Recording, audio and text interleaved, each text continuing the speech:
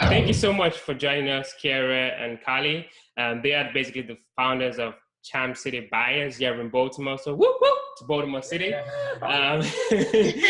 So I'm just going to let you guys do the honors. Tell us a little bit about yourself, what you guys do, and what you're working on.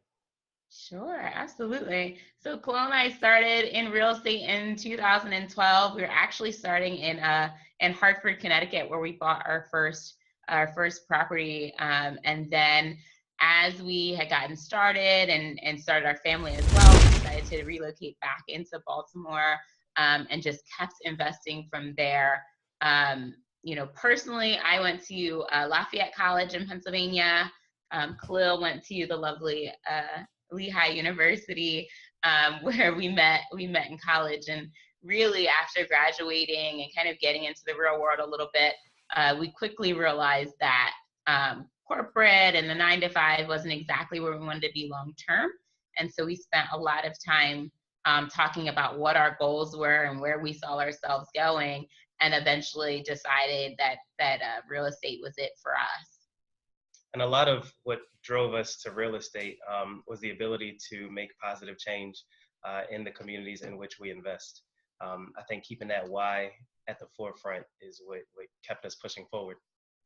Awesome. Okay. So I read on somewhere that you, Kyara, you bought your first property right out of college. That's like really huge. Can you just tell us a little bit about that, and how did you find the deal? The numbers, just let us know. Yes. So I graduated in 2011. Khalil graduated in 2010, and we bought our first one in 2012. So it was about a year out of college. And again, we were kind of talking about where we wanted to go long term. And so our first deal was in Hartford, Connecticut. We had relocated there after college and purchased a 3-family shell. And so 3-family shell, that means we had, how many windows did we have to do? It was like 41 windows. It was a huge roof, multiple exterior doors, tons of interior doors. We had a new plumbing system, electrical system, mechanical system. It was a pretty big job. Yeah, it was huge. For a first-time buyer. So how did you guys manage that? Yeah, so we purchased a property for $26,000. And we had, at the time, we were, going to RIA meetings and had been on Bigger Pockets. And so originally we were like, we're going to wholesale this. And quickly realized that we did not have probably the basis of understanding of the areas and all of those types of things. And so we shifted gears and decided to do it and keep it ourselves. We saw the potential. We knew it was a great property. And saw the potential in the area.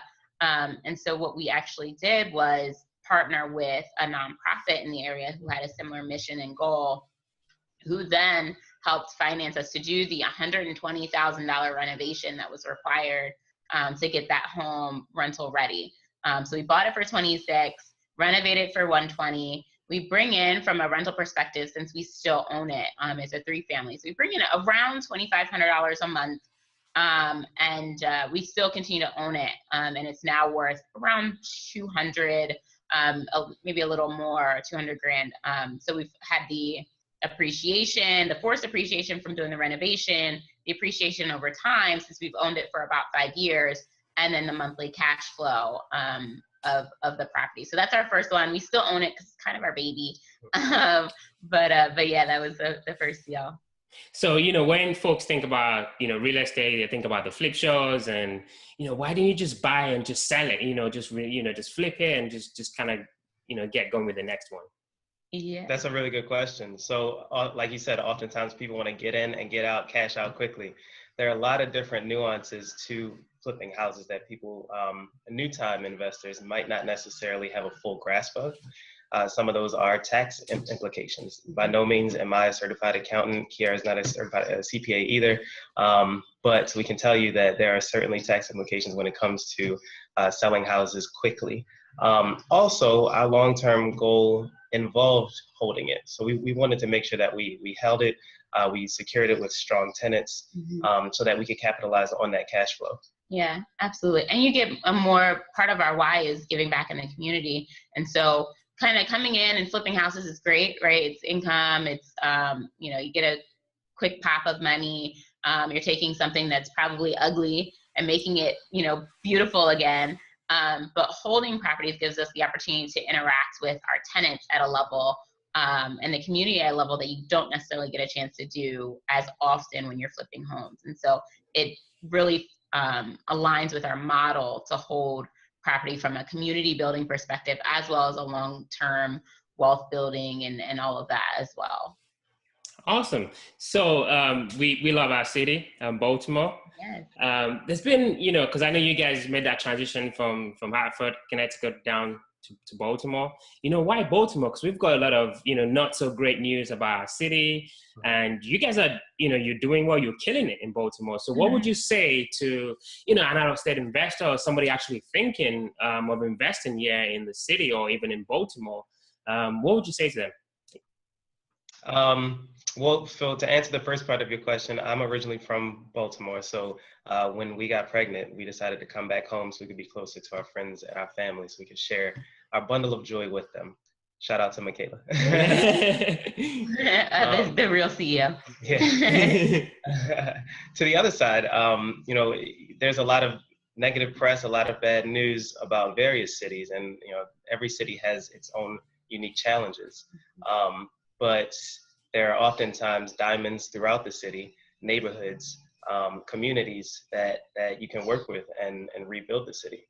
Absolutely. And I think something that's mixed message about Baltimore, something that may be left out of the narrative altogether, is the fact that it's a great city, right? You're an hour from DC, so you have a lot of opportunities there from an entrepreneurial perspective, from an employment perspective. We're not terribly far from Philly or New York. It's a hub. BWI is a hub you can fly, virtually anywhere from here. And so I think a lot of times the narrative focuses more on the negatives and not all the positives in the city, because there's a lot of amazing things that happen in Baltimore every single day. There's really, really great nonprofits. There's awesome businesses. There's people who really care about Baltimore, care about the people, and are making positive changes and impact. And so I think there's not as much talk about those types of things, but being here in Baltimore and ingrained in the community, we have more insight into that. And so we try to share that as much as we can with people as we talk about Baltimore. But it's way more than what you hear on, the 6 p.m. news. And so, the more that we can do and other investors can do to honor that as we, impact the community on a day-to-day basis, the better. Because there's a good story there too. Right. I mean, I really appreciate that response, guys, because, I speak to capital partners, probably out on the West Coast sometimes, and they'll be like, oh, yeah, I've seen the news. And I'm like, well, I think that's a big misconception, right? And, the riots happened, way back now. I mean, that's like ancient. So, in our times, right? So I try to kind of educate them about the city and how, we have a lot going on for us, and they should give us a chance. So it's always just interesting to get other investors' opinion that, invest in Baltimore too. So that's a really good one. Yeah, absolutely. If you can look beyond what the evening news tells you, there are tons of great institutions for education, great hospitals in the area. There's a fantastic art scene. We have the beautiful harbor, all of these different things that create Baltimore. Absolutely. Right. Yeah. And I don't think Baltimore will look the same at all in the next 5 to 10 years. So whatever collectively we can do to make sure that we keep the soul of Baltimore as the same as possible, as well as, letting the city grow to where it could and should be, the better. Right. Awesome. So you guys bought this 3-family in Connecticut, then you guys came over to Baltimore, and then I read somewhere that you guys were on a TV show, right? I mean, what was that about? Like, how do you get on a TV show? Let us know. Tell us. Man, networking. Okay. That's the short answer. Yeah. Someone emailed us and said that there was a show. You guys want to be on it? And we were like, sure, why not? So we had gotten the email and did like an audition and had to just kind of talk through a little bit of the project that we were working on, which actually happened to be in Upper Fells Point, Butchers Hill area. And we went for it. I mean, it was a really cool opportunity. It probably was for more rookies than we were. We had done, we had done quite a few deals prior to the show, but it was technically our first flip for the most part. And so, but it was a really cool opportunity to showcase Baltimore, showcase a young couple doing some really, really cool real estate things, and show a little bit of, diversity in the world of flipping television shows. Absolutely. And so that was our motivation for doing it, even though we knew we'd have to, make a show out of it and make sure it stayed entertaining. But yeah, that was a really cool app. Yeah. Okay. Sweet. So you guys, just mentioned, well, you're not so much of a rookie, so you kind of have a good idea of what you're doing in real estate. You're doing pretty well. So what do you guys sought for knowledge, for information? What resources do you guys typically use? Great question. So we still use bigger pockets. We still read a few different books, business books in general, more so than real estate specific books. We network a lot. We look for people who know more than us and who are willing to share and find a way to mutually benefit each other. Is all kind of various sources. The ultimate goal is to keep growing, to keep learning, to keep improving your craft, so you don't get left behind. Yeah, absolutely. Right. And you said you guys network a lot. So where do you guys typically go to network? So it's funny. I think a lot of times now, our network is growing organically, where people that we've worked with in the past will introduce us to someone else. And we don't really go very often to like the meetings and stuff like that as often, unless they're looking for someone to come and talk or something like that. But we just spend a lot of time just learning who the big players are, specifically in Baltimore, in the residential field or commercial as well. There's just a lot to learn. And at this point in our business, we're kind of shifting to really be intentional about where we go. And so it's been pretty organic, I think, as we've continued to grow. Yeah, another fantastic place, if you will, to network is social media. Between Facebook and Instagram, Twitter even, there are tons of places where if you put out a few posts consistently, then the like-minded individuals will find you and you will find them, and then you can start sliding in their DM. I like that. Asking questions, figuring things out, and meeting each other. I mean, it's so fascinating, right? Because, for our dual listeners who, probably don't know this, but I actually found you guys on Instagram, even though we're in the same city, but I actually found you guys online. So it's just the power in social media, right? Yep, yeah, exactly. Absolutely. We decided that we wanted to share our story more and more to try to help inspire and really motivate people who were on the edge about real estate or weren't sure what they wanted to do or weren't sure how to take their business to the next level. We decided to start sharing our story. A lot of the time we were spending investing in real estate, we didn't really tell anyone because I think a lot of times, being as young as we are, we don't really have friends and family who are doing a ton in real estate. It's different, and it's hard to articulate the fact that we're 22, 23 years old and doing $120,000 renovation. And so because of that, we kind of kept it under wraps for a while, and then decided to be really, again, intentional about social media and sharing our story. And we were doing like a vlog for a little while, and just sharing a little bit more and enticing people to reach out and ask questions or to meet with us or, sit down for coffee or lunch just to, share knowledge with each other. And so that, I think, has pushed us as well. So as much as we put out, I think we get that back, tenfold. Okay, awesome. Thank you so much. So you talked about, meeting some people and kind of sharing knowledge. And so I'm just kind of curious as to, would you typically spend the most time with, right? And if you do spend time with, different kinds of people, on the business side, how do you actually do that? And how do you reach out to these people? Where do we spend the most time? With whom do we spend the most time? We spend time with each other. Okay. That's cool. True story. Okay. So in terms of like, I mean, outside of, your relationship and like like-minded people, that's a really good one. That is so sweet, by the way. I like that. You should give him a kiss for that. It's so important in this business to find a really strong partner. Yeah. Because you can't go 24/7, 365 for years and years and years. Eventually, you're going to need to take a break and sharpen the saw, quote unquote. And during those times, it's important to have a strong partner who you can lean on, who can help you out and continue to keep the trains moving, so to say. Yeah, okay, absolutely. And I think from a business perspective, kind of outside of us, because we really do spend the most time with each other, even only from a business perspective too. But the whole life thing, we kind of spend our whole life together. But from a business perspective, I mean, it's sometimes a challenge because we're not